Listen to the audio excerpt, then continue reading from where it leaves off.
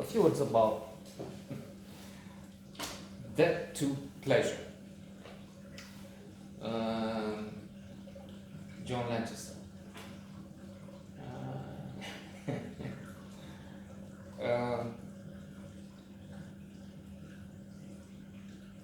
It's a funny book. Funny? What do you mean funny? What do you mean funny? Goodfellas, Joe Pesci. I was thinking that, well, first of all, it is on the list of 1,000 novels everyone must read in the comedy section, so funny to think of it. I've read the beginning on Kindle, that's 16% or so. This is where I am. And it is amusing. I must be careful because I may lose interest. It happened before, so I'm just praising the first few chapters. I also thought it's not hilarious, but comical coincidence. I just finished The Vegetarian.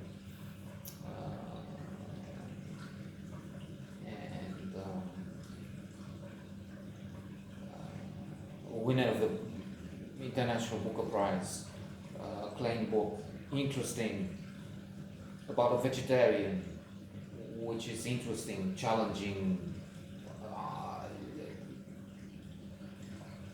The notion that we should eat meat, that's what her family, husband, parents say, and impose on her. At one point, the father is pushing meat to her teeth, trying to put it into her mouth and into her body, and then slaps her. An abusive father he has been all the time anyway. The challenge to the environment, the monstrosity mentioned in Yuval Harari's *Sapiens*, stupendous book. Are we happy? Have we reached the peak of civilization? Are we going further up and to better futures? But what about the billions of animals we torture, abuse, and kill? Massacre for our pleasure.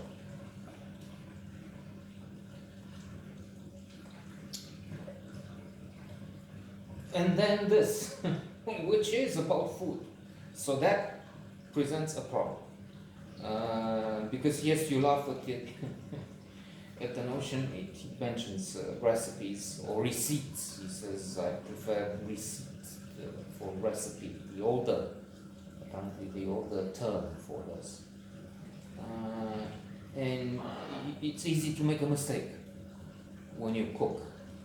And he gives recipes for blini, Russian pancakes, and other things.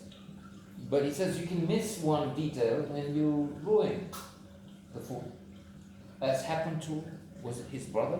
Somebody he knows, anyway, maybe related to him, who put a pheasant in the oven, cooked pheasant. Only missed one word, plucked.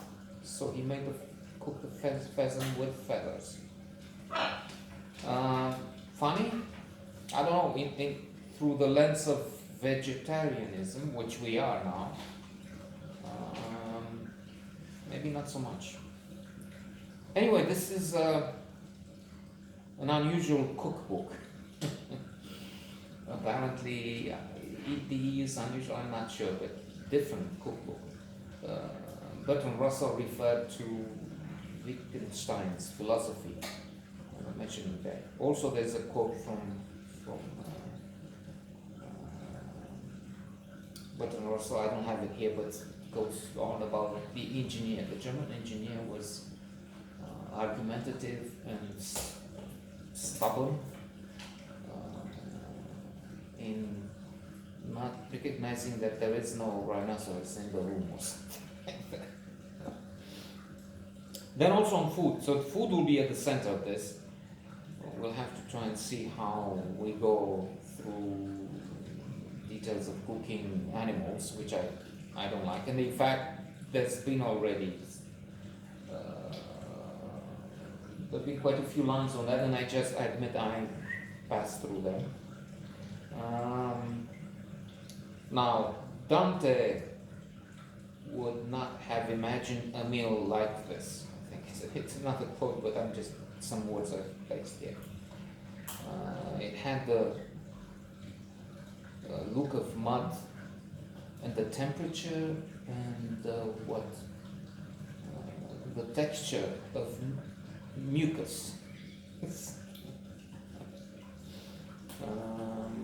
There was a string or a series of Dostoevskian characters, knaves, drunkards, fools, visionaries, hired as cooks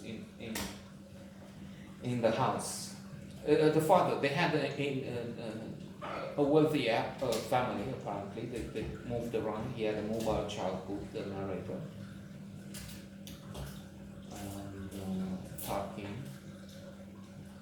They had an apartment in Paris, but they moved from Paris to other places. So much so that he has a picture with a background he doesn't know. Is this from Italy? Is this from near England? Or,